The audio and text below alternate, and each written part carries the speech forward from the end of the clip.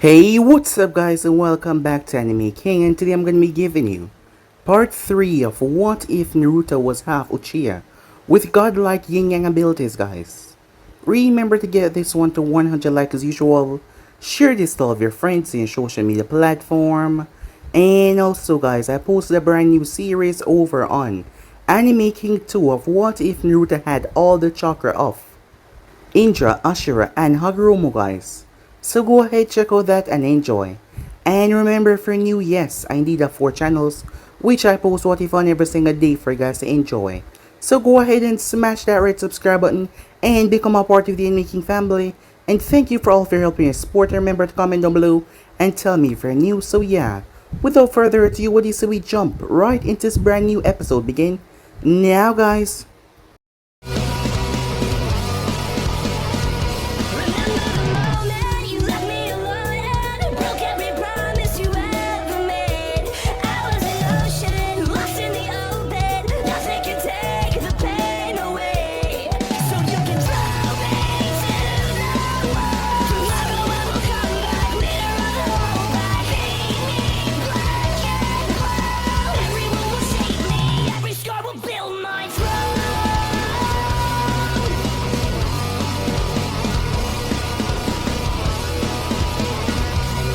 So the last spot we left off, after the operation, Naruto found himself in a white, empty space. That is when he met a man.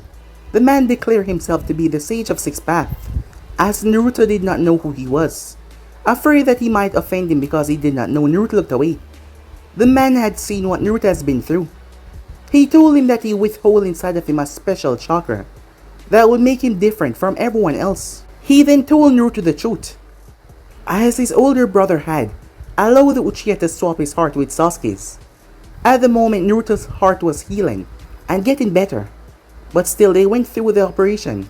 Naruto was shocked as he thought his brother might have not known the full implication of what he was doing. However, it doesn't matter the way he twisted his head around, his brother knew. Did he really care that little for his life? The sage was able to cheer him up though as he spoke to him. He told Naruto the history starting from the beginning, as he could tell that Uchiha was on the path of destruction. But Naruto wanted to save his sister, and there was people that did not deserve to die. The old man and several other people that he knew. He didn't want any war. But the sage could not answer how he can do that.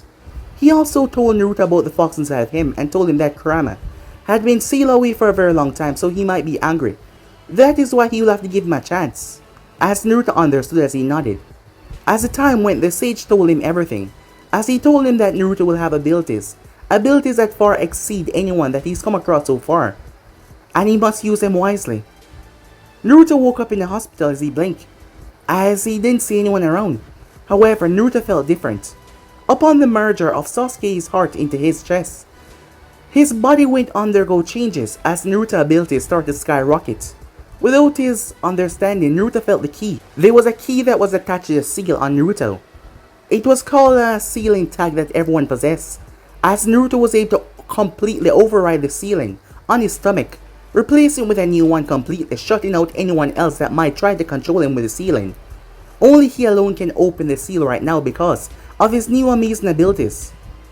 Hiruzen came to the office as he called Jiraiya. Izumi knew about the fox seal inside of Naruto of course, but she was not supposed to know that, but right now they didn't have time for that. Ojo was called as he was in the office with Jiraiya and Izumi and Hiruzen as they sat down and tried to figure out what the hell was going on. That is when a nurse came in. The nurse said that Naruto was doodling a few things as they decided to bring it up to his attention. It turns out that Naruto was the one that override his seal, but they believed that Naruto did not know anything about the fox. So they could not just go and change it because it would cause tremendous disaster. So for right now they would just leave it as it was. It was a good thing to get Naruto to the hospital now and get him to get something to eat, as Izumi went to do that. They did not tell Naruto that the entire Uchiha clan was being subjugated away from him at the moment, and his older brother was, well, his license was suspended and taken away from him after what he did, and he was under watch, as he could not leave the compound. If he did, well, he'll be sentenced to death. After all, Hiruzen was pissed.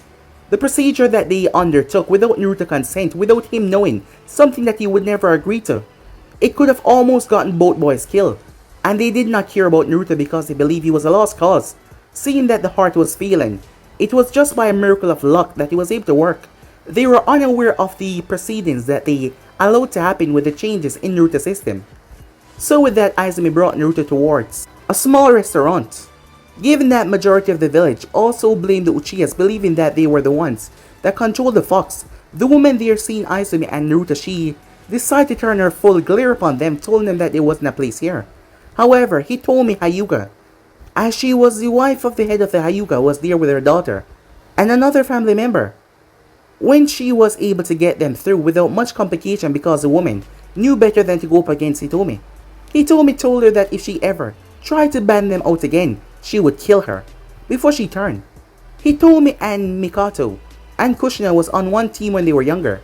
Their sensei had saved their life, dying in the process, and they had drifted apart after that. However, find out that Kushina was pregnant. Sometime before that, they had come together and went to a bar. It was also probably that night when that bastard took advantage of Kushina, as Naruto did not know what led to his birth. It was a good thing that that man was dead, because Hitomi wanted to kill him herself.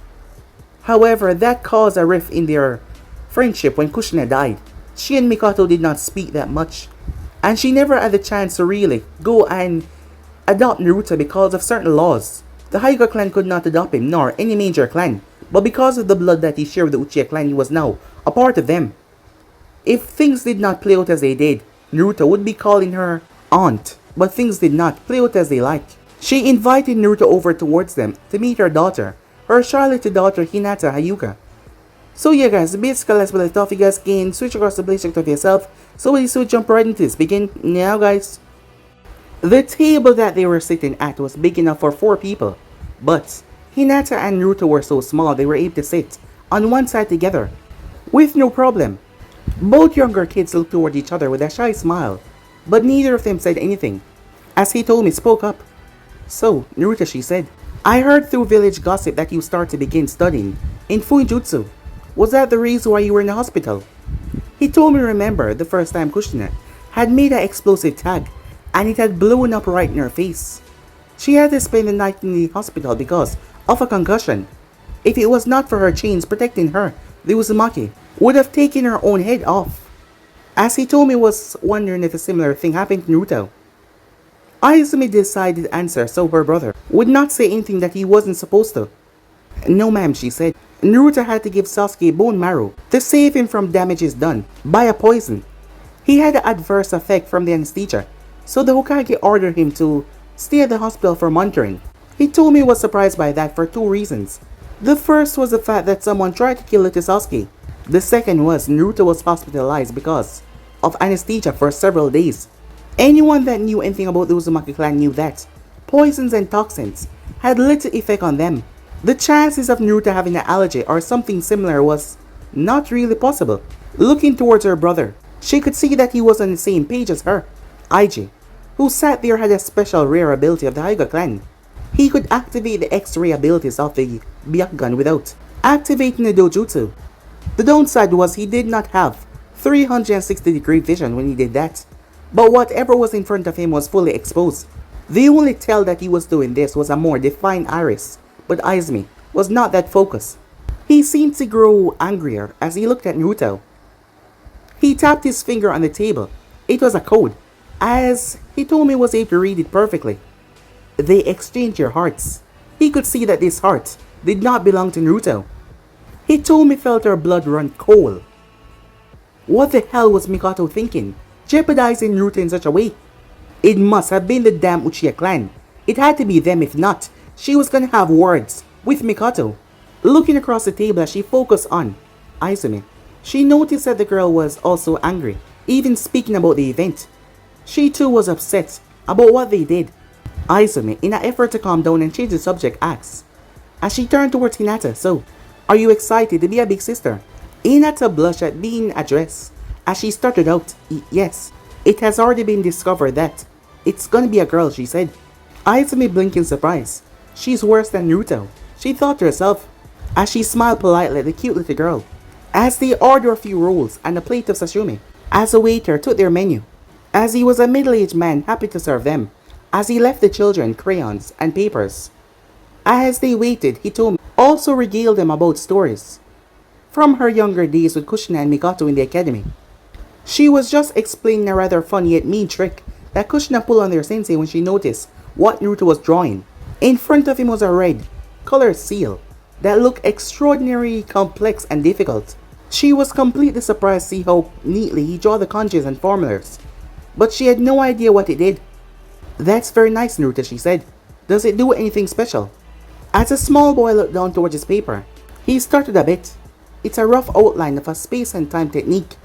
Izumi suppressed a groan. Her little brother had no sense of secrecy whatsoever. Both older Hyugas were smiling though. They thought that he was joking or just playing a game. Izumi decided to change the subject before they found out that he was not kidding in the slightest. "So, Aiji-san," she said, "have you been on any dangerous missions lately?" The next 10 minutes were taken up by the Jonin speaking about a mission that he recently had in the land of tea. Apparently there was a group of drug traffickers that had taken up shop across the coast, and Konoha was sent to take them out. The mission became more complicated though. He had discovered a slave trafficking ring instead. They were forced to abandon the drug traffickers to take out the dangerous slavers. However, the task was more hard on them because they were minor rogue ninjas. He made sure to word his sentence carefully so the younger kids would not be affected by his story being a bit too harsh. "Naruto, put your drawing away for now and eat your lunch. After this, we're still going to the park," Izumi said, as their food arrived. "Oh, the park. Would you mind if Hinata joined you?" Hitomi asked. She wanted her daughter to get out more and socialize. "I'll probably head home because I'm getting tired, but IJ can go with you. You don't mind, do you, brother?" As if I had a choice, he thought to himself. This was not a side branch to a main branch thing. This was a bigger brother to a younger pregnant sister and a loving uncle thing. "I would love to take my niece to the park," he said. Izumi did not really see any problem with it. Hinata could do with a friend as much as Naruto, and she was really nice. "Well, if Hinata wants to come, I'm okay with it." Hinata started to poke her fingers together. She really wanted to go and play with Naruto, but she didn't want to leave her mother. Looking up towards her uncle IJ, she saw him giving her an encouraging smile. I would love to go to the park," she said. The group then watched as the two kids tried to eat the sushi. As Naruto tried sashimi, the first one was a piece of octopus. The sour face that he made caused the adults to laugh out loud, along with one big sister. Izumi helped him by handing over several pieces of salmon and tuna, her own two favorites. It seems like he had her taste in sashimi, and soon they were ordering more. After watching him place away several dishes and rolls, they became alarmed. However, when the waiter returned with the check, Izumi smirked as she pulled out Beisho's wallet. "That's sweet of you, Izumi, but we could have paid for you and us," Hitomi said. "Don't worry about it, Hitomi-sama. Just say it's my older brother, Beisho, making up for it for not looking out for Naruto, like he should have." Moments later outside, Hitomi turned towards her daughter. "You'll be good for your uncle, okay?" I will, Mom," she said, as she shyly looked towards Naruto and Izumi. Hitomi sighed. She had been the same way when she was younger, but Kushina had brought her out of her shell. Hinata really didn't have anyone her own age to help her with her shyness. But maybe Naruto couldn't wait. She leaned forward as she kissed her on top of her head. On the way to the park, Izumi stopped at a small store as she purchased a ball. Arriving towards the play area, it was mostly empty today though. Izumi sat down at a bench nearby as IJ disappeared to do some light training. He told his niece he would not be far should she need him. Hinata did not mind because she was finally warming up to the two Uchihas as the both of them walked off to play catch with a large red ball. They got tired of playing catch, so they started kicking to see if they could get it past each other. They ran back and front as they played loudly, forgetting about their shyness. Izumi watched them as she was getting rather sleepy. The large meal of sushi was really getting to her. "Good afternoon, Izumi-san." She blinked as she turned to see Itachi, as he was sitting there watching the kids. "I wish Sasuke would be more like that, but he wants to grow up quickly." She smuttered her annoyance. He was not just standing, he was sitting next to her. She gave an unladylike snort at her friend's comment. This coming from a boy who graduated at the age of 7 and made Chunin a few weeks shy of his 10th birthday. As Itachi simply sent her a smile, as he seemed to think about something. "I stopped being a child when I was 4 years old," he said. She gave him a sad smile. as she knew exactly what he was talking about. Towards the end of the Third Great Shinobi War, Fukaku had taken Itachi to sea, a battlefield full of dead shinobis. He had wanted his oldest son to be exposed to war and understand the world that they live in. Izumi knew that one of Itachi's dreams was to end all war, and she actually believed that he could do it. Watching the children in silence for a moment, she asks, "No Shisui today. Usually two of you are stuck together."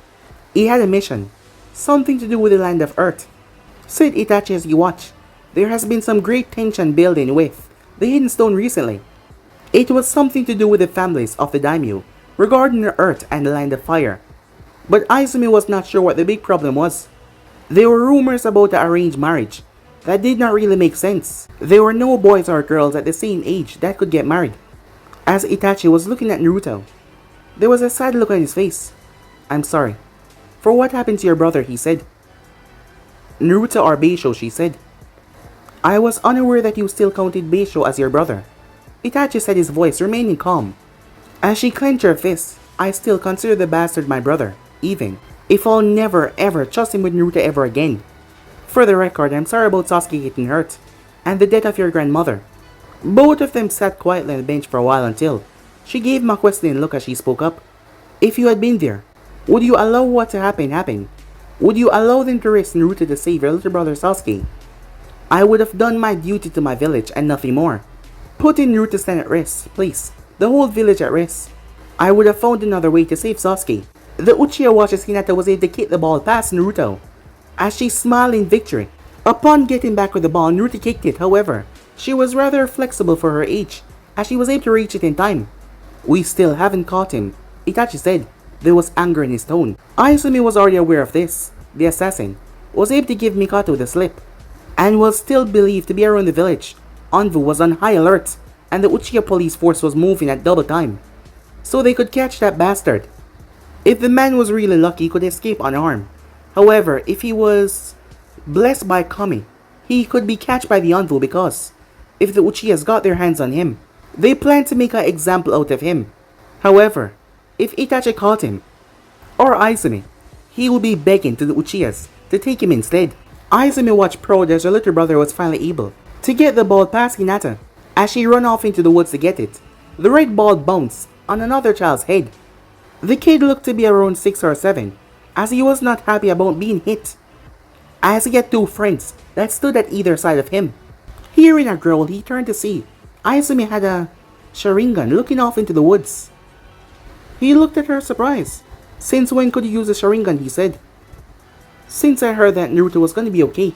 She got to her feet to go and help Hinata, but Itachi grabbed her arm.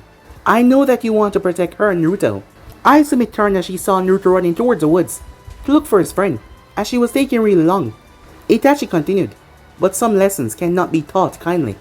They are both going to be shinobis one day, and they must learn how to handle their own problems." Izumi relaxed a bit, but she still remained tense, as Itachi placated her more. "The most that will happen is a black eye or two. This is one of the safest ways for both to learn this lesson." She huffed and sat back down as she kept her eye out. She hated to admit it, but Itachi was right, annoyingly so. As for Naruto, he ran, as he was looking for his new friend. He had never had a friend his own age before, and Hinata-chan, she was really great. That is when he heard her sniffling. I'm sorry the ball hit you." He heard her voice. "What do you guys think? Do you think the little Hyuga princess is sorry? Maybe we should make sure that she's sorry so she doesn't go around hitting peasants like us." Rushing through the trees, Naruto came across the three boys, glaring down at Hinata. The one in the middle was holding the red ball, as he was standing too close to her for Naruto liking. Without thinking, Naruto stepped in front of Hinata. What do you want?" he said. The leader of the gang laughed at Naruto's stutter. "Well, would you look what we have here, guys? It's a little princess bodyguard. Oh, I'm so scared. I wonder which one of you babies will piss your pants first." Both of the sidekicks laughed as the bully put the ball over towards his left hand and gripped it. "This came out of the trees and hit me behind the head. I want you and that spoiled brat to get on your knees and beg me for forgiveness. That's what I want, you little waste of space." I'm the one that kicked the ball," said Naruto. "She had nothing to do with it." "Now, may we please have our ball back?" said Naruto. "Get on your hands and knees and beg me," the boy shouted in Naruto's face. As Naruto just stood there not moving. "What? You need help getting on your knees. One of his friends realized this might be going a bit too far. Daishi, he said. Just give the idiot back his ball and let them get the hell out of here. You want some of this too, Aok? Daishi spat at his friend. His friend quickly backed off. He then turned towards Naruto. If you don't want to get to your knees, I'll make you. He threw his arm. However, Naruto had latched out and blocked his attack, stopping his attack in progress. Daishi was surprised as Naruto stepped in his guard and punched towards his abdomen. Both Itachi and Izumi was moving in the moment they saw the attack coming down towards Naruto, not wanting the younger Uzumaki to get too many blows rained down on him. However, Naruto had reached out and blocked it. The block was completely flawless, as something inside of Naruto triggered. Something inside of him just reacted. On the night when the Kyuubi had attacked, a piece of plank was coming down towards Itachi and his younger brother. It was almost upon them to crush them. However, Itachi had reinforced his body, gripping the ground with his feet, twisting and applying enough chakra to shatter the thing. Naruto's body seemed to relax, but the precision that he used, his feet dusting into the ground, creating a small trench as Naruto pulled his fist back. The amount of force that he was using, his body being flooded with chakra. If they did not intercept, the bully was screwed. Both Itachi and Izumi was moving. As their Sharingan could see, either the fist would go right through Daishi completely, or the blow would disrupt several organs inside his body. As they were on their way to intercept, they realized, with the space that they had between them, they could not make it in time. However, something slammed on Naruto's fist, grabbing it. That's enough, you two. I suggest that you break it up now. Uchiha stood there. As he gave Daishi a look, the older boy and his friends quickly ran off. He shot Naruto a look that said, "This is not over." As Itachi and Izumi arrived in the field, Aiji turned towards Izumi. "I thank you for letting Hinata play with Naruto, and hopefully, it can happen again sometime soon. But I think it's time that we head home," as he handed her the ball. Naruto and Hinata stood to the side, as neither wanted to say goodbye to their friend. "You're right, Aiji-san," Izumi said. "Naruto, say goodbye, it's time we head home." As Naruto did not know what to do, he had never said goodbye to a friend before, as he wondered if he should shake her hand or wave. However, Hinata was the one that made a move. This was how friends said goodbye as she moved forward and hugged Naruto. Naruto was not sure how to react. She then broke away before he could do anything, as she hid behind her uncle's leg, as she smiled shyly at him. Aiji bent down and picked up his niece, before he gave a small nod to everyone and vanished away. Itachi, though, had witnessed what really happened with Aiji. Aiji had used his left hand to pick up the ball. He also used his left hand to pick up Hinata. He caught Naruto's fist. There was no doubt that a bone or a few in his palm had been broken. Judging by the fact that Aiji was an accomplished shinobi, the level of force behind Naruto's punch was greater than a low-level jonin. As Itachi realized something, as Naruto walked with his sister, smiling, he did not even realize what he was doing. Somehow Naruto had gained a highly advanced taijutsu technique, along with the speed and strength to back it up, and he did not even know what he was doing. He had no idea that he almost killed that boy. Time skip. Naruto Fuinjutsu cave. The young boy glanced down towards his feet, at what he had finished drawing. As Naruto had been working and studying Fuinjutsu for the past 3 years, and he was able to create a space-time ninjutsu technique based on the second Hokage's technique ever since Naruto had met the Sage of Six Paths. He had struggled to find a way to spy on the Uchiha clan. His work had paid off, but the information was rather troubling. Naruto had found a way to use his space-time jutsu to spy with. The wormhole jutsu work, like the second Hokage original, using space-time tags as markers to go to from different areas. Instead of instant travel though, Naruto opened wormholes that he could pass through, each tag allowing him to open a 6-foot wormhole in a 15 yards radius, anywhere near the seal. He could also sense anything near it to know if anyone was nearby before he activated the seal. Thus, he was able to open a small wormhole to hear and see through. After placing his tags all over the Uchiha compound and a few other places inside the village, it was easy to eavesdrop on people and see what they were up to. The Knocker Shrine was the most difficult to tag, but Naruto was able to place a seal on both sides of the building. This allowed his sensory area to cover the whole shrine, as well as the secret area underneath. After learning about the Uchiha rebellion, Naruto knew that it was close at hand. The Hokage was still open to destroying the Uchiha clan before they could rebel. Beisho was aware of the impending rebellion, as he was one of the key players. The Leaf Village and an elder, man known as Danzo Shamira, wanted to strike first. Itachi Uchiha and Shisui Uchiha were loyal to the Leaf and spying for the Hokage. His sister Izumi knew that something was wrong, but she did not know about the clan revolting. Other than gathering information, Naruto had also tried to create new jutsus. He had researched famous ninjas from within the Leaf and the other nations all around. The young Uzumaki wanted to learn what made them so powerful. After comparing unique shinobis, Naruto came to his own conclusion. Each of them had their own style. Even if they did not create the technique, they improved on it so much that they became world famous for it. The best example was the fourth Hokage improving the Flying Thunder God that was created by the second Hokage, and he became world known for it, even being named Yellow Flash because of the instant traveling technique. Minato no Mikaze had been so well known for it, other villages out there thought that he made it himself.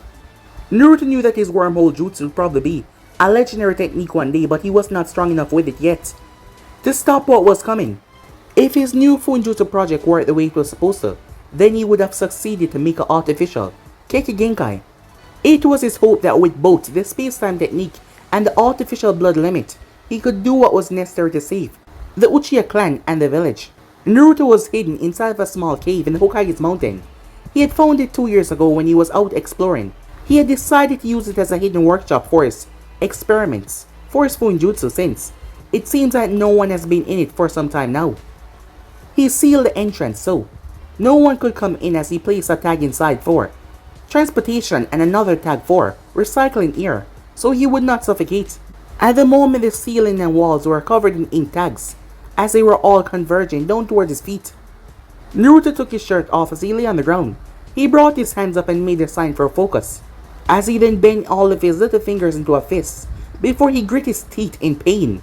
The ink markings that were all around started to wiggle and move, like they had come alive. Each one had made their way across the room and forced themselves into his back. Despite the feeling of his skin burning, Naruto did not move, because that would cause the formula to not set perfectly, so he withstand the pain as he grit his teeth, as it was immensely painful, but still, he bear through it. If the formula failed, it could cripple or kill him, so he could not move. Naruto panted as it was finally over. There was a kanji in his back for the word form, and there was a circle in his chest, with a kanji in the center for the word creation. Despite the lingering feeling of pain, Naruto couldn't help but smile. His living chakra inside his body was examining the tattoos on his back, and telling him that they worked perfectly. Naruto Uzumaki, aged 7 years old, had just created an artificial Keiki Genkai, and he felt amazing. Time skip in the afternoon. Today was Hinata's birthday, as Izumi was helping Naruto get dressed, as he was wearing a dark grey kimono with the Uzumaki and the Uchiha symbol on it. "Are you feeling okay, Naruto? You look like you did not sleep well," Izumi asked, concerned. He had a slight guilty look on his face as he explained. "I'm fine, Izumi," he said. "I didn't get a lot of sleep last night. I was up late reading my scrolls." "We've talked about this before, Naruto," she said. "You cannot just stay up all night studying Fuinjutsu. If you don't sleep enough, you could have problems concentrating throughout the day." As Naruto looked down towards his feet sadly, he felt guilty about lying, but there was no way that he's going to tell his overprotective sister the real reason why he was tired. His stamina has not fully recovered after the jutsu that he just created. Thinking about the first time he risked his, arm creating a jutsu, it still brought up a phantom itch. He's been doing a lot over the past 3 years. A lot. The first technique that he created was a medical ninjutsu, based on the seals that was on his body to help him recover after the surgery. Thanks to his living chakra that could read Fuinjutsu itself, Naruto knew that he could never use medical ninjutsu in a traditional way. So he decided to create one that would not need him to have precise chakra control. The big issue with medical ninjutsu was, one needed amazing chakra control so they could evacuate the other person's chakra while applying theirs, without causing further damage to the already injured person. The actual healing and repairing were a matter of knowing what to be done. This led to the Fuinjutsu tag on Naruto's right forearm, as Naruto had learned how to absorb a small amount of the other person's chakra. and then he would match his own chakra signature temporarily with theirs, changing it to self-healing chakra, and then funnel it back into the patient body. From there, the jutsu would target the damaged area and repair the injury like a skilled medic. Therefore, he didn't have to have precise chakra control to do so. The affected person's body would recognize the chakra as their own because temporarily Naruto's chakra would match theirs because of the seal turning his chakra into theirs. The first time Naruto ever used it was when he saved Lady Hyuga after Hanabi was born. He told me he started to get sick. It took some time to discover that she had been poisoned with a large amount of chakra metal. The foreign materials gathered in her major organs and bloodstream was causing severe damage. Also, because of the chakra absorbing nature of the metal, traditional medical ninjutsu could not remove it fast enough. The damage done to her body finally resulted in her slipping into a coma. The amount of tissue necrosis made medical ninjutsu very dangerous to continue, so there was nothing they could do. Both Hayashi and Hinata were preparing themselves for the inevitable passing of their wife and mother. However, Naruto had tried to save her. It showed how desperate Hayashi was, allowing a child to perform his technique, as he just wanted his wife to be saved. Naruto was able to flood her body with so much chakra because, well, his chakra was vast and almost unending, so he flooded her body with healing chakra. The chakra metal could not keep up, as he tried to absorb Naruto's chakra, but it was just far too much. The medical squad didn't find out the problem, as they used a basic water jutsu to flush out her system, getting rid of the metals. Normally, something like that wouldn't be possible, but Naruto's chakra kept her in a self-healing state, allowing them to work while his seal was up. Lady Hitomi was safe, but they never found out who tried to kill her. But they knew she got poisoned right after Hanabi was born. But the medical staff at the time was cleared, as they had done an investigation. At first, Izumi was proud of what Naruto had done, until Ojo and Lord Third examined Naruto's arm. They informed her that to create the jutsu Naruto used, the Force Scribing method, a method that allowed one to stitch kanjis onto their body. The one that Naruto used to just create his artificial Kick Genkai, that stitched the seals into his back. The problem was if the seals were not drawn correctly and they were placed on flesh, it could result in explosion, externally or internally. Izumi had slapped him upside the head, as she asked him what the hell was he thinking, doing something like that on his own, without asking for any help.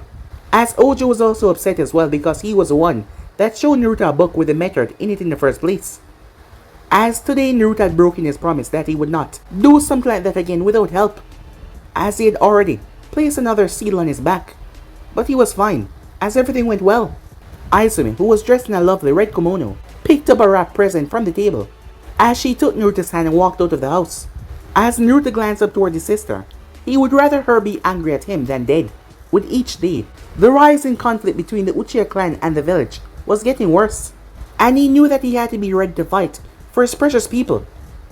A few hours later, Hyuga compound. Hayashi Hyuga looked around at all the kids in attendance for Hinata's special day. Though he kept the image of a stern father and clan head, there was a warm happiness in his heart. His little family meant the world to him, and his daughters were second to none. Over at a small table, Hitomi sat with a few other parents as she was holding Hanabi. His youngest daughter was wearing a pink kimono that was decorated with butterflies, an exact copy of her older sister's. The Hyuga Council hated all of these breaks in tradition, but he did not care what they thought. Between those old assholes glaring at him for doing as he pleased without their, well, consent, or his wife not giving him any, well, he will take their glaring any day. Hitomi was determined that their daughters and nephew, Neji, be allowed the childhood that they never got, and she was determined that the kids, all of them, had a happy childhood. Thinking about Neji, he glanced over towards his nephew, who did not bother showing up as he was at the corner sulking, grey shorts and light grey shirt, as there was bandage wrapped around his forehead. The boy would rather be off training, but Hitomi insisted that he come, as she had told him that he could invite some of his friends, but it seems that Neji had declined to do so, as none of them showed up.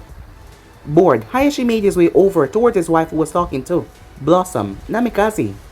Hitomi was trying to be polite, but Hayashi could tell that his wife wanted to strangle her right there and then. There was a reason for it, as Hayashi decided to intervene. As Blossom glanced up, "Hello Hayashi-san, me and Hitomi-san has been discussing the children. It would seem one of your own clansmen has an interest in Izumi Uzumaki. Looking across the table, Hayashi saw Hyuga Mido as he was trying to flirt with Naruto's older sister. The boy was almost 13 and a member of the main branch. He had developed an appreciation for the opposite sex at a rather young age as he skipped the Kodi stage. However, he was arrogant like most, believing any lady he speak to should be honored to be in his presence. The elders I've even speak about matching him with Hinata, but he would never allow that to happen. Neither would his wife. But he did caught his wife writing something on a piece of paper. Hinata Uzumaki. He asked her what she was doing. She had simply smiled at him and told him that she was testing something out. Looking back towards the pink-haired Namikaze, Hayashi spoke. If he doesn't understand that angry look on Izumi's face very soon, we're gonna have to save him from a beating. Hearing a shy laugh, Hayashi turned his gaze as he saw Naruto sitting with Hinata. While the other kids were playing, the only one sitting with them was the Nara ear and the Akamichi ear. Shikamaru seemed like he was asleep, as Choji was talking with Naruto, as Hinata was close to Naruto, looking around as she shyly still did not like to talk to new people. He watched as Ino Yamanaka and Sakura Namikaze approached Hinata with a handful of flowers.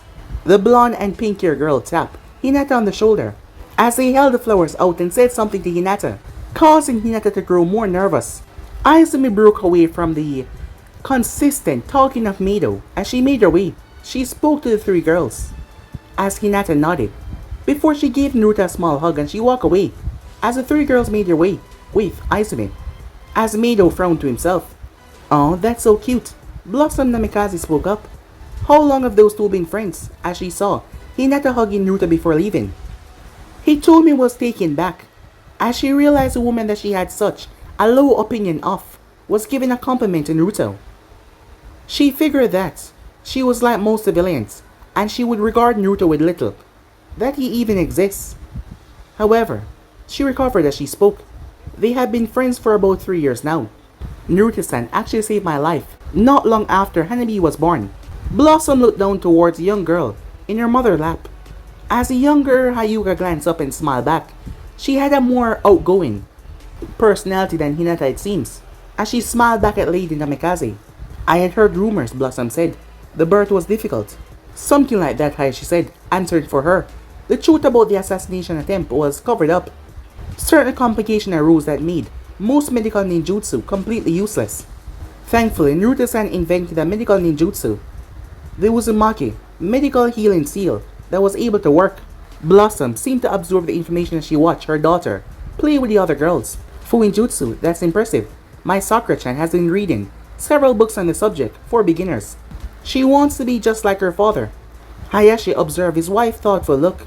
As much as Minato disliked being married to Blossom, mainly because she was not Kushina, he had loved this little girl very much. However, little Sakura had only been 1 month old when the fourth guy gave his life to protect the village. "I'm sure that Naruto-san would love a study partner," Hitomi said, giving the woman an inquisitive look. Of course, that would be up more to Uchiha Ojo than Naruto. He's the one training him after all. "She would like that," Lady Namikaze said with a smile. "Master Jiraiya visits often as he can, and he has become somewhat a grandfather to her. But he has other duties to the village, and he has no time to teach Sakura." Hitomi was taken aback by the honest reaction at the thought of Naruto and Sakura studying together from Blossom, and she was speechless. Hayashi decided to speak in to give his wife some time to adjust. "I'm surprised he would let Master Jiraiya near to Sakura given his reputation and habits. Not that I would think that he would ever have anything but a grandfather love for Sakura, but if she was to accidentally get her hands on one of his books." A look of annoyance came on Blossom's face. "He doesn't bring that trash anywhere near my house or our own Sakura. I made it clear to him when he started to visit. I would kick him out if I ever saw one of those books." Hayashi did not comment as he saw Hitomi was about to say something. "I don't mean to offend Blossom-san," she said, "but I figured that you would share into the animosity that most civilians have for Naruto. I did not believe that you would be open to the idea of your daughter training with him. I guess that is what most would think. Most civilians do not like him, but I am not most civilians. My husband was a fourth Hokage, and we talk many about Fuinjutsu. to the point where I am quite knowledgeable in this subject. I can't do anything with that knowledge but pass it on to Sakura though. I have more faith in my late husband to think for 1 second that Naruto is anything but a small, nice young boy, or that anything that Minato make would break easily. He told me felt a bit guilty for calling her out like that, but she had to know where Blossom stood before introducing her to Naruto, as she would not allow anyone to hurt him.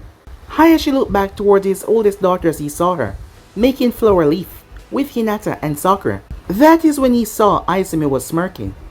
He then glanced over as he noticed that the young boy that was just hitting on her, the Hyuga boy, was being strangled by none other than Inusaka Hana. As Izumi was smirking at that, it was a good thing her 3 dogs were not with her, as they had ran off with her younger brother Kiba Inuzaka to play, as he had to go and rescue the young boy. As Blossom chuckled, he really doesn't have any luck with the girls, does he? Time skip as Naruto watched as everyone gathered around his best friend and the presents. There wasn't too many, but they were large looking, as Naruto really hoped that Hinata liked his gift. It took him 1 month to make it. He told me walk forward the large box and place it in front of her. As Hanabi saw that she was close to her older sister and reached out, Hinata never let the opportunity pass without her holding her sister, as she took her and placed her in her lap. As she looked down towards her little sister, "Do you want to help me open presents, Hanabi?" she asked. She laughed and clapped her arms. "Yes, I help," she said. He told me smile at her daughters, feeling blessed to have such wonderful angels. "Aw, that's cute. Why couldn't I have a sister then a brother?" As Naruto turned to see a girl, she had red markings on her cheek. Naruto noticed that. He told me brother was holding on to her shoulder, stopping her from going anywhere. It seems like she had done something bad. Hinata opened the present as she saw a containment of books. Hinata loved the color, as she loved to draw as well scenes that were beautiful, as there was some new clothes inside as well. She gladly thanked her parents as Hanabi started to play with the wrapping paper. She got a practice kunai set from the Inusaka clan, a large box of crowns from the Akamichi clan, a book on flower pressing from the Yamanaka clan, and a few other odds and ends from various other clans. Naruto's box was actually the smallest one there, as she came to it finally, saving the best for last probably.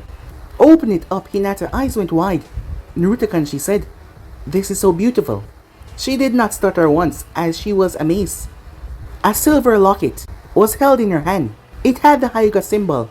It was pressed on it. As she opened to see a picture of her and Naruto holding Hanabi on the other side, as she saw there was a metal plate. "What's the metal plate for?" she asked. "Well, if you channel chakra inside of it," said Naruto, an image appears. Hinata held her hand together before the necklace started to glow blue. It was then a beautiful lavender butterfly appeared on it. It slowly started to flap its wings. Everyone was shocked by the display. "That's so cool. Where did you get it?" Kiba asked, looking towards Naruto. "Oh, I made it," said Naruto. He told me to take the necklace from Hinata and she examined it. She noticed that despite first glances, it was not made from silver. The texture was more stone or marble, and the red plate felt like metal, but it looked like wood. As she passed it to Hayashi so he could look. "Most impressive, Naruto-san. This is Fuinjutsu forging, I believe." "Yes, sir," said Naruto, looking towards Hayashi. "Fuinjutsu?" Sakura asked in an excited tone. Hayashi knew that Naruto would have a hard time explaining, so he did. Fuinjutsu forging is a process of using seals to reform an object into something new. Naruto took stone and used it to change the shape into a locket. He then used seals to change the colors and give it a shine. He also did the same thing for a piece of red metal inside the locket. Sakura looked towards Naruto, her eyes wide, as the look made him nervous as she was staring at him. Hinata saw the look in Sakura's eyes, as she gave her a look, as Hitomi instantly noticed, but she said nothing. As the party started to wind down sometime later, Hitomi brought Blossom over to meet Izumi and Naruto. Sakura followed her mother as she was hoping to speak with the redhead about Fuinjutsu. "Izumi-san, Naruto-san, allow me to introduce Lady Blossom, Namikaze, and her daughter Sakura." They both shook hands with her, as Izumi looked towards the woman. They did not know much. All she knew was the Haruna family was a rich family who helped build the village up, along with their vast wealth. Lady Namikaze was the oldest child of the current clan head. Lord Fort had married her under the protest of several people to wipe clean the village mountain of death to several civilian clans. Izumi had heard stories about Blossom, as they were not too flattering. Several people said that the marriage was her idea, and that Lord Haruno just went along with it because his daughter was spoiled, whether he wanted or not. However, the fourth Hokage wanted someone else. However, because of his duty to the village, he chose to marry her. "It's nice to meet you both," she said, as she looked towards Sakura. "So, are you going to go to the academy next year?" "Of course I am," Sakura said. "I wanted to enter when I was 6, but mother made me wait. Jiraiya already taught me a jutsu." "Look," she said as she went through hand sign. Her hair started to get pointed like needles. Her body was covered in an armor of pink needles. "What do you think?" she said. "Ninja art, needle jaizo." Izumi felt it to feel how strong it was. The tips were very sharp, but the hair itself was still very soft.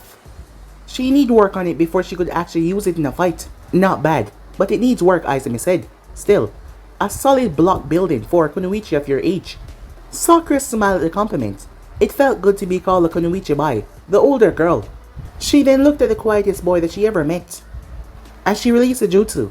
"You don't talk much, do you, Naruto?" she said, as he seemed to shrink in on himself. "So," she said, "do you know any jutsu?" as she was trying to be friendly. My older brother taught me a jutsu," said Naruto. Izumi frowned at that memory. A month ago, her brother Beisho had come home angry because Itachi was bragging about Sasuke learning the fireball jutsu. Apparently, Fukaku's youngest son had mastered jutsu within a day and could release a fireball that could travel around 50 yards. This was a feat that most Jonins could not even accomplish. Beisho had took Naruto towards a training ground, as he had tried to teach Naruto 3 wind jutsus: wind vacuum blast, wind bullets, and wind twister dome. But Naruto was not able to pull them off. His brother had left in anger. Later, Beisho had confided in Izumi that he had stolen the techniques from Danzo a few days before they adopted Naruto. As Izumi was worried, she didn't want Danzo coming after her little brother, thinking that he had his wind jutsus.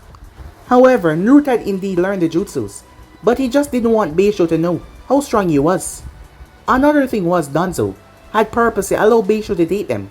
After all, what would be the point of a weak weapon? As Blossom smiled down towards Naruto, "It's good that your brother showed an interest in your shinobi studies. Do you train with him often?" Izumi spoke up for him, "Only when he's not busy. Usually, I train him, or Master Ojo does." From there, the conversation circled around towards Sakura, joining Naruto in Fuinjutsu. But they will have to ask Master Ojo first, as Izumi told her that she would ask Master Ojo. She doubted he would mind. After all, he loved children, and this girl was a fourth Hokage's daughter, so she did not see him saying no to this. Time skip. Izumi sat at the table, as both her brothers were eating. The tension was higher than normal. Something was wrong, as she saw Naruto giving Beisho a sad look whenever he thought he was not looking, like something he knew that he did not. For the last 6 months, Naruto had been studying Fuinjutsu alongside Sakura. After a private meeting with Lady Namikaze, Ojo agreed to teach a girl, and Naruto was happy to gain a new friend. Her older brother also seemed rather distracted. Beisho had come home troubled about something, and he had snapped at her when she asked what was wrong. After showering and get ready for dinner, he had showed up dressed at the table, ready to go out after dinner. All he said was there was overtime at the station, and he would be taking it. The silence was getting on her nerves, so she spoke up. "So, Naruto, are you and Sakura working on any projects with Master Ojo?" "No, not really. Sakura is still trying to get her writing speed." "Don't faster," said Naruto, stuttering a bit. As Beisho looked rather annoyed. "I thought that we talk about your stutter. It's unbecoming of a ninja." Izumi glared at Beisho as Naruto looked away. The only reason why Naruto stuttered was because of Beisho being here. As Beisho threw his chopsticks down as he got to his feet. "I need to get going." The both of them heard the door slam as he left. She clenched her fist as she looked towards Beisho's half-eaten bowl. She was the only one that did the cooking, as Naruto was too small, and Beisho did not know how to boil water. As she really hated when she put all that work in, and he didn't even appreciate it. Luckily, Naruto would eat the bowl, and even the pot on the stove. Nothing go to waste when Uzumaki was around. "Don't worry about it, Naruto," she said, as she rubbed his hair. "You know he loves you as much as I do. He just wants you to be strong. Why don't you show him your new seal tomorrow?" As Naruto looked towards his left arm, he had came up with the idea of how to use Genjutsu with his mystical palm technique seal. Ojo had helped him write out the kanji and supervised him making the seal, forged into his arm. Sakura was fascinated by the project, and she wanted to try it despite the pain that it inflicted on the user when it was first applied to the skin. Genjutsu was the art that attacked someone's mind.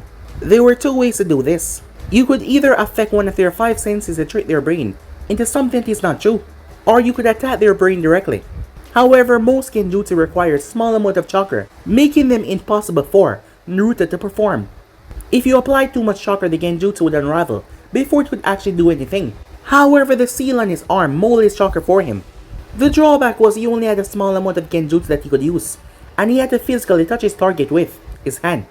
As he and Izumi finished their meal in silence, Naruto thought back towards the past 6 months. Sakura and her mother were nice people who were nice to him. His new friend even introduced him to Kakashi Hatake, a man that was trained by the fort himself. As Naruto felt still a bit guilty for what happened though, 2 months ago. However, it was not intentional. Naruto and Sakura had been sparring behind Ojo's house when Kakashi appeared, as Sakura had told him to demonstrate the Rasengan to show Naruto how awesome it was. The issue was Naruto had learned the tree walking and water walking by feeling the chakra and watching how the person applied it. And the Rasengan was just a much more advanced form of chakra manipulation, and Naruto's chakra was alive. It could literally feel through anything and adapt. It had only taken Naruto 3 days, with little work, to learn the Rasengan, and he felt guilty that he took Sakura's dad jutsu, and she hadn't even learned it yet, so he decided to help her with her father, Flying Thunder God, and Nonito Jaizo. However, she was slow progress on the teleportation jutsu, but she was able to make a full body of pink armor by now. Once they were done, Naruto made his way as he had a bath. Once that was over, Naruto stood in front of the mirror. The kanji for form was still on him, as the day he placed it on. As Naruto wondered how people would react when they saw his sweet release. The sweet release was exactly what it sounded like. Candy style jutsu. Never been seen before. It was what happened when he sealed various amount of candies inside his chakra network. The capabilities that he expected were far greater than what he thought it would be. As Naruto was able to use peppermint candy, as he could channel chakra through it, using it for defensive and offensive, as he could turn the candy into a kunai. He had accidentally molded 2 chakra natures together to form a kunai, and once he was able to throw it, Naruto realized that he could command it in mid-air, using magnet release by accident. This was a very powerful bloodline limit that was known to be in the Hidden Sand, belonging to the 3rd and 4th Kazekage. The 3rd was able to control Iron Sand, and the 4th was able to control Gold, as Naruto believed that it was a further manifestation of his Yin-Yang release, but he could only magnetize his sweet release. He tried to magnetize animals and other kunais, but it was ineffective. Despite the drawback though, it wasn't big a deal, as the information that he found in the 3rd and 4th Kazekage gave him a wonderful idea. An ultimate defensive jutsu called the Drifting Cocoa Cloud, as Naruto could generate a large amount of cocoa and powder, peppermint, to form a defensive mass of blockage that could protect him every time. The best time was he had it tied into a special sensor seal on his neck, so it would be triggered anytime an attack was sensed. This truly made it an ultimate defense. Izumi came in sometime later to tuck him in. Despite Naruto being older now, but he loved it. He just didn't want to be called a baby. Once his big sister was gone, as she told him to have a good night, she was trying to get Naruto excited for his birthday, as his birthday was coming up in 3 weeks, but Naruto was never that much excited about the idea. However, she had to get to bed early, as Naruto would also be starting the academy very soon, and she would be leaving early as well, as she had gotten permission to leave an extra year early because of her skills. Once she exited the room, Naruto turned towards the photo, as Izumi had insisted, as Beisho was in the photo along with Naruto. He started to feel anger in his chest as he looked towards his older brother. The Uchiha had started to collect money by doing illegal jobs, aiding criminals, moving contrabands. He didn't even know what that word meant. He had to look it up in the dictionary. There were 3 civilian Uchihas involved. They were the middle people in it all, as Beisho was the one doing these jobs as well, ruining people's life. The 3 fat men seemed to be working independently from Lord Fukaku. They were sleazy, overweight bastards who gave Naruto the creeps. The kind of wealthy, rich assholes who thought, just because of their money, the world was theirs. Shikamaru had mentioned that contraband could be anything from alcohol to drugs, and stolen pottery. As Naruto sighed, it wasn't his brother's fault though, not entirely ever since the loss of his license. He had been under the mercy of the Uchiha clan. It didn't help that they just lost. A significant loss. Shisui Uchiha had just been found dead at the riverbank. The official cause was suicide, but no one believed that for a second. Some believed that Itachi had something to do with it, and some believed that he was killed because he was getting too famous and strong. Old Man Hokage didn't know though, and the elders did not say if they did. As Naruto was ashamed that he wasn't able to find out who did it. Even with his space-time spine jutsu, he couldn't be everywhere at once. It made him wonder just how more did he miss. That is why he had gotten some help, as he had saw Itachi and Shisui using crows once, as they had trained crows to help them. It did not take long for Naruto to find eggs, as he read a handbook on animal bonding. Hatching the eggs with one's chakra, this created a bond between the human and the animal. However, Naruto Yin and Yang chakra had released and built up the birds, as they had a bond with Naruto. Knowing exactly what he wanted them to do, they live in the wild, unless he summoned them. If he put a decent amount of chakra in the summon, they could grow large enough to carry a full-grown man. Enough is enough, Naruto thought. I'll follow Beisho and guilt him into doing the right thing. Naruto was tired of failing. 4 years, he did not do much to help the village or the Uchiha clan. All he has done was gain strength, but now was the time that he used his strength. Despite everything, he was his older brother. How bad could this actually be? Naruto was unaware that tonight was going to be a changing point in everything. Tonight was going to be a crucial point in his own growth as a shinobi and an individual. And it was going to be bloody. But guys, be and subscribe right here. If you want to see the next part, do like, subscribe, comment down below, and turn on that bell notification to stay posted. But I'm off now. See you guys soon. Peace.